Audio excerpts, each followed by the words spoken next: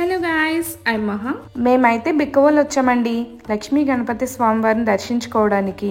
బిక్కవోలు వినాయకుడు తెలియని వాళ్ళు ఉండరు. కోరికలు తీర్చే ఈ గణపతి చాలా ఫేమస్. ఈ గణపతి ఆలయానికి రావటానికి రాజమండ్రి నుంచి కాకినాడ నుంచి సదుపాయాలు ఉంటాయి. ఈ గుడి పొలాల మధ్యలో ఉంటది.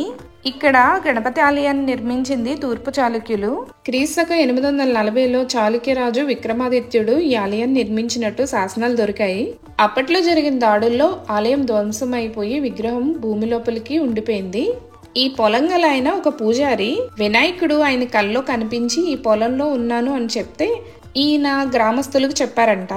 అందరూ కలిసి అక్కడ తవ్వితే ఈ విగ్రహం బయటపడింది. అప్పటి నుంచి ఆ పూజారి గారు తదనంతరం వాళ్ళ కుటుంబీకులు ఇక్కడే స్వామివారికి పూజాధికారులు నిర్వహిస్తున్నారు.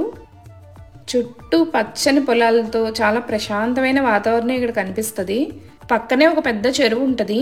కంచూపు మేర అన్ని వరి పొలాలే కనిపిస్తాయి. ఆధ్యాత్మికమైన భావన, ప్రశాంతమైన వాతావరణం ఎంతసేపు ఉన్నా తనివి తీరదు ఇక్కడ.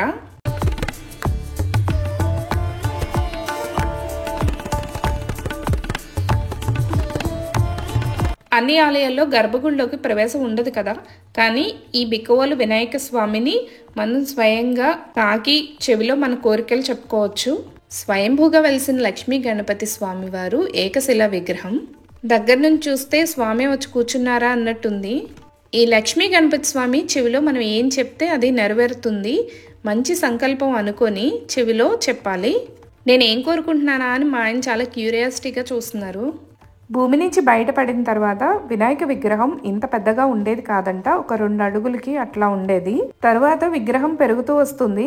విగ్రహాన్ని కదిపి ఆలయాన్ని కడదామని చాలా ప్రయత్నించారంట, కానీ అది అస్సలు సాధ్యపడలేదు. ఇక్కడ గణపతి హోమం జరిపించుకోవడం చాలా మంచిది. వినాయక చవితికి ఇక్కడ ఉత్సవాలు చాలా బాగా జరుగుతాయండి. కోరిన కోరికలు తీరిన తర్వాత మళ్ళీ భక్తులు వచ్చి స్వామివారిని దర్శించుకుంటూ ఉంటారు.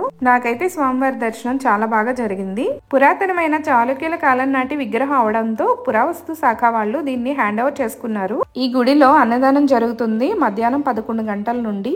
దూరం నుంచి వెళ్లిన వాళ్ళు, దగ్గర నుంచి వచ్చిన వాళ్ళు ఎవరైనా సరే అన్నదానం మాత్రం తప్పకుండా వెళ్ళాలి.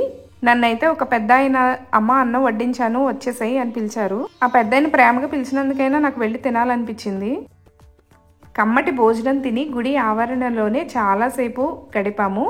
పొలాల మధ్యలో ఉన్నామేమో, చెరువు గట్ట మించి చల్లటి గాలి వస్తుంది.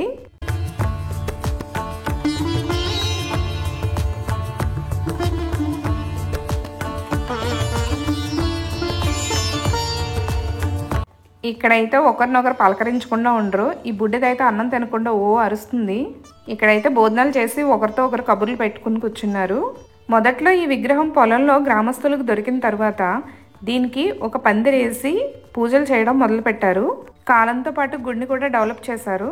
ఈ గుడి పక్కనే కొంచెం దూరంలో గోలింగేశ్వర స్వామి గుడి ఉంది. అక్కడ కూడా వెళ్తాను. అది కూడా నెక్స్ట్ వ్లాగ్లో పెడతాను.